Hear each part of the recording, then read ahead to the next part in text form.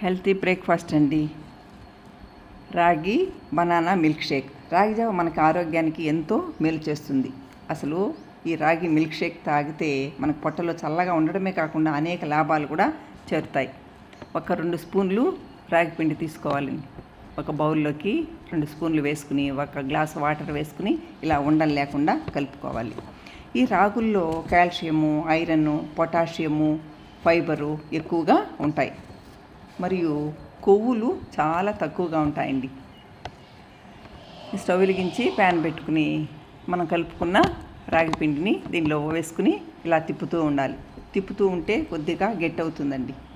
ఒక 5 మినిట్స్ లో ఫ్లేమ్లో పెట్టుకుని తిప్పుతూ ఉండాలి. ఇది ఒక గ్లాసు తాగామంటే మనము ఎంతో పోషకాహారం అండి. ముఖ్యంగా ఎముకలు, దంతాలు దృఢంగా ఉంటాయి. హిమోగ్లోబిన్ శాతాన్ని కూడా పెంచుతుంది. మలబద్ధకం సమస్యను కూడా తగ్గిస్తుంది. ఇలా గట్టిగా వచ్చింది చూడండి. దాన్ని మిక్సీలో వేసుకుని ఒక 3 స్పూన్స్ బెల్లం వేసానండి. యాలకులు, అరటిపండు ఒకటి కట్ చేసి వేసాను. పాలు 1 గ్లాసు.